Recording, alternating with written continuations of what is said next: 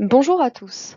L'objectif de cette vidéo est de donner aux porteurs de projets qui répondent à l'appel Marie Sklodowska-Curie Staff Exchanges des instructions afin de compléter la partie A de la proposition. La proposition MSCA Staff Exchanges se découpe en trois parties. La partie A, la partie B1 et la partie B2. La partie A, qui est à remplir en ligne, correspond aux formulaires administratifs. La partie B1 correspond au projet scientifique. Cette partie ne peut pas faire plus de 32 pages. Elle comprend une page de garde d'une page, une table des matières d'une page également, et les sections Excellence, Impact et Mise en œuvre. Ces trois sections réunies ne peuvent excéder 30 pages. La partie B2 correspond aux annexes. Elle n'est pas limitée en nombre de pages. Elle se compose de trois sections. La première est dédiée au tableau sur les organisations participantes, bénéficiaires, partenaires associés, mais également les données sur les bénéficiaires non académiques et les potentielles relations entre eux. Si cette section n'est pas limitée en nombre de pages, il y a malgré tout des règles à respecter pour la taille des tableaux pour chaque participant. La seconde section est dédiée à l'explication de l'utilisation de l'intelligence artificielle dans la préparation de la proposition, et la section 3 aux considérations environnementales au regard de la charte verte des actions Marie Sklodowska-Curie. Les parties B1 et B2 sont deux documents distincts et doivent être déposés sur la plateforme en format PDF. Afin d'accéder au dossier de la proposition, vous devrez vous rendre sur le portail Funding et Tenders de la Commission européenne et vous créer un compte EU Login si ce n'est pas déjà le cas. Une fois connecté avec vos identifiants, vous n'aurez plus qu'à vous rendre sur la page de l'appel. Sur cette dernière, dans la section Submission Service, vous devrez cocher le type de soumission. Pour les Staff Exchanges, il n'y a qu'une seule option. Puis, vous devrez cliquer sur Start Submission. Vous arrivez alors sur cette page. Vous devrez commencer par renseigner le PIC de votre organisme. Si vous ne le connaissez pas, vous aurez la possibilité de le retrouver grâce au moteur de recherche de la Commission européenne. Vous aurez également la possibilité de créer un PIC si votre organisme n'a jamais déposé de projet européen auparavant. Vous devrez ensuite indiquer votre rôle dans le projet, contact principal ou personne contact. Enfin, vous devrez renseigner l'acronyme, le résumé et le panel scientifique du projet. Pour le panel, il vous suffira de le sélectionner dans le menu déroulant. À noter qu'il sera possible de modifier ces informations ultérieurement dans la partie A.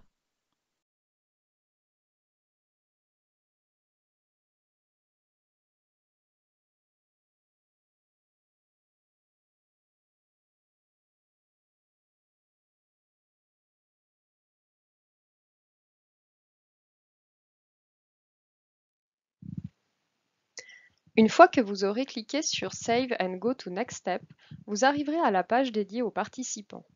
Vous pourrez alors ajouter des contacts additionnels de votre établissement, autres que vous, qui auront accès au dossier, et ajouter les participants au projet. Il est obligatoire d'encoder tous les participants dans la partie A en cliquant sur le bouton Add Partners, c'est-à-dire les bénéficiaires, mais également les partenaires associés. La distinction entre bénéficiaires et partenaires associés se fera au moment de la préparation du Grant Agreement pour les propositions qui ont été retenues pour financement. Les organismes qui sont localisés dans des États membres ou pays associés peuvent être considérés comme des partenaires associés à partir du moment où ils auront bien ajouté une lettre d'engagement dans le projet. Les partenaires associés localisés dans les États membres ou pays associés devront encoder 0 € dans les coûts du tableau du budget. Maintenant que le dossier est créé et que les participants sont renseignés, vous allez pouvoir démarrer votre proposition. En cliquant sur Edit Forms, vous aurez accès à la partie A à remplir en ligne. Vous aurez également la possibilité de télécharger les templates des parties B1 et B2 en format Word en cliquant sur Download Part B Templates. En cliquant sur Upload, vous pourrez déposer les parties B1 et B2 en format PDF sur la plateforme. Enfin, vous pourrez toujours revenir sur la liste des participants si vous aviez des changements à effectuer en cliquant sur Back to Participants List. La partie A se compose de 4 sections. Des informations générales sur la proposition, les participants au projet, le budget et les questions d'éthique et de sécurité. Commençons avec la section dédiée aux informations générales en cliquant sur Show. L'acronyme sera déjà renseigné puisque vous l'avez indiqué au moment de la création de votre dossier sur la plateforme. Toutefois, si vous souhaitez le changer, vous pourrez le faire à ce niveau. Il vous suffira simplement de cliquer sur le champ dédié et d'effacer l'acronyme actuel. Vous devrez en revanche indiquer le titre du projet ainsi que la durée en nombre de mois.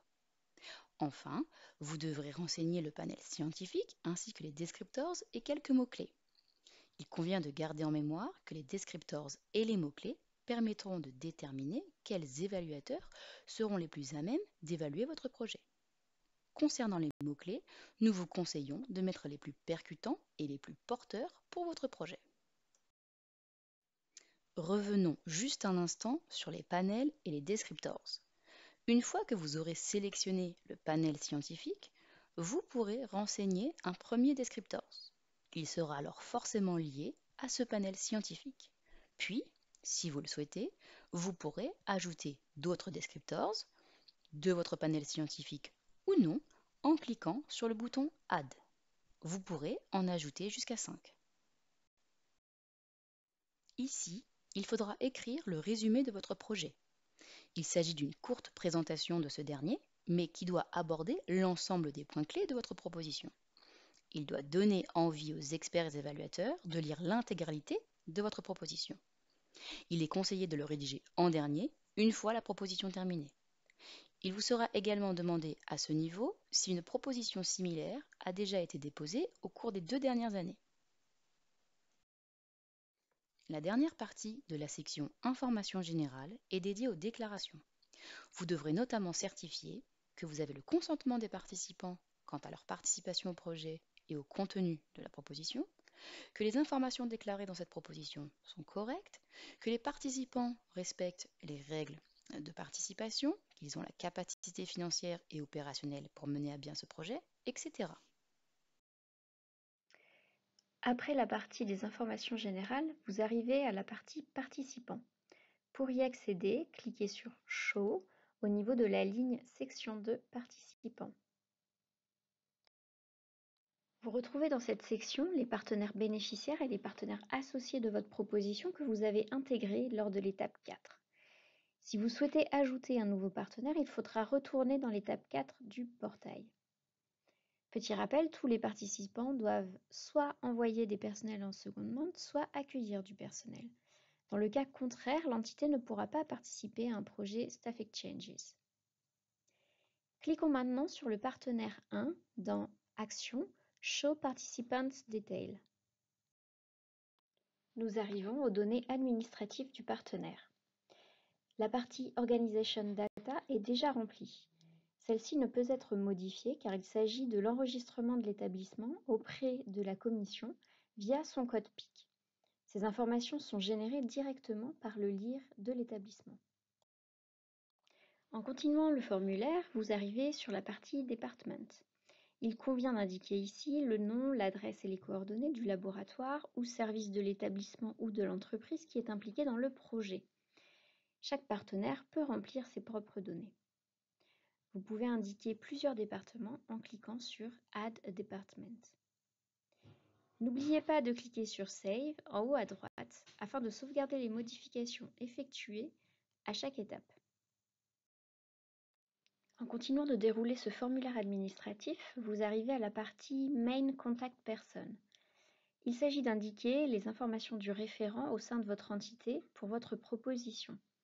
En général, il s'agit de la personne de l'équipe qui accompagne la proposition au niveau administratif et juridique. Par exemple, les coordonnées de votre cellule Europe qui vous accompagne dans le montage de cette proposition.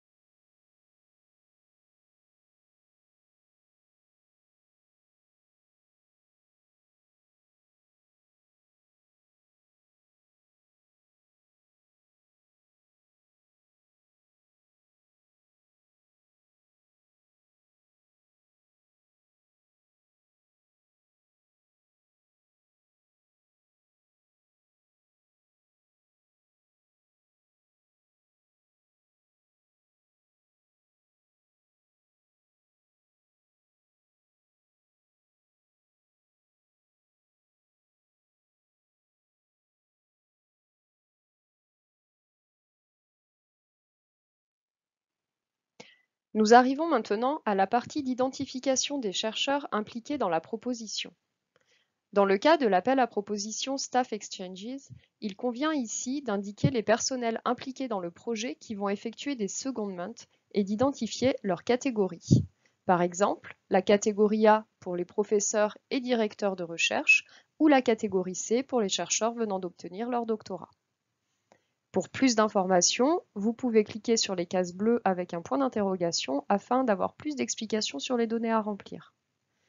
Une fois que vous avez renseigné les chercheurs impliqués, n'oubliez pas de sauvegarder en cliquant sur Save en haut à droite. Dans le cas contraire, vos ajouts ne seront pas comptabilisés et vous devrez recommencer votre saisie. Nous arrivons au rôle de votre organisation au sein du projet. Vous devez sélectionner une option, voire plusieurs, qui correspond au rôle de votre organisation au sein du projet. Par exemple, si mon établissement va prendre en charge la création et la gestion du site internet du projet, il convient donc de cocher la case Communication, Dissemination and Engagement. Vous trouverez plus d'informations sur chaque option sur le portail du participant. Comme précisé dans le guide du candidat, la section suivante, mentionnant les publications, jeux de données, logiciels, biens et services, les projets ou activités antérieures, ainsi que les équipements ou infrastructures pertinents au regard du projet proposé, n'a pas à être complétée, que ce soit pour les partenaires bénéficiaires comme pour les partenaires associés avec ou sans lien avec un bénéficiaire. Ces informations figureront dans la description de chaque organisation participante, dans le tableau 7 de la partie B2. Vous pouvez donc laisser cette section vide dans la partie A pour tous les partenaires, quel que soit leur statut.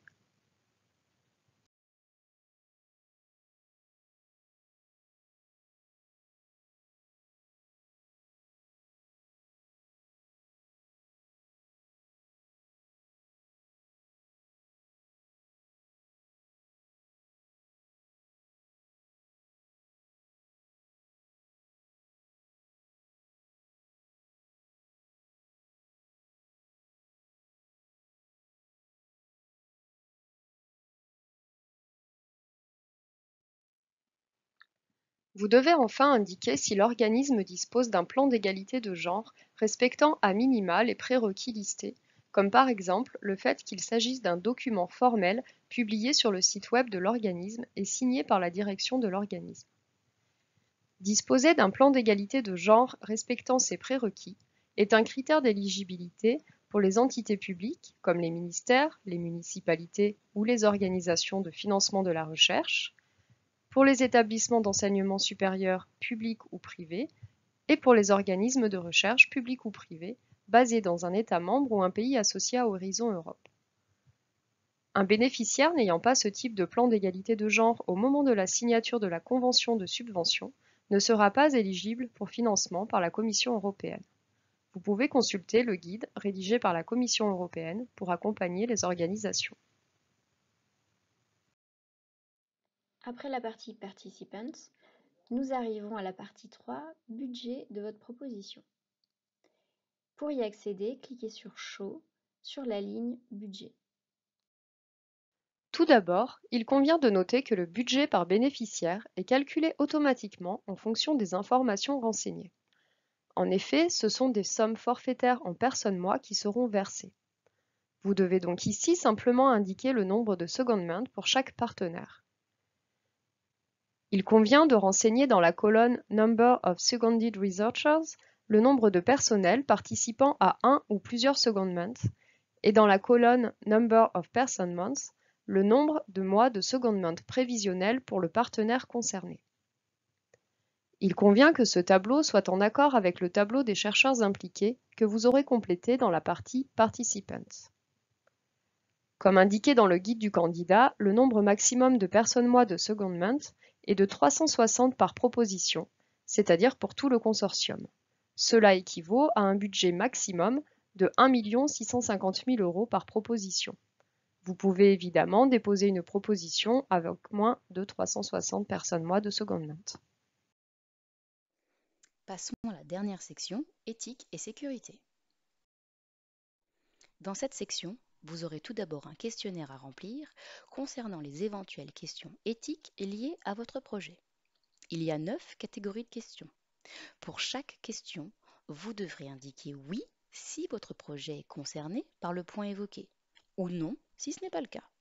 Si vous indiquez oui, vous devrez renseigner la page de la partie B1 où ce point est évoqué pour la première fois.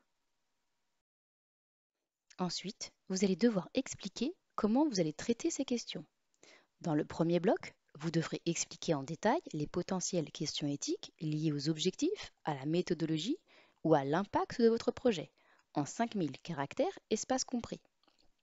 Dans le second bloc, vous devrez décrire comment les potentiels problèmes éthiques vont être traités de façon à ce que votre projet respecte les principes éthiques et que les activités proposées s'inscrivent bien dans le respect de la législation européenne et nationale des pays dans lesquels elles vont être menées.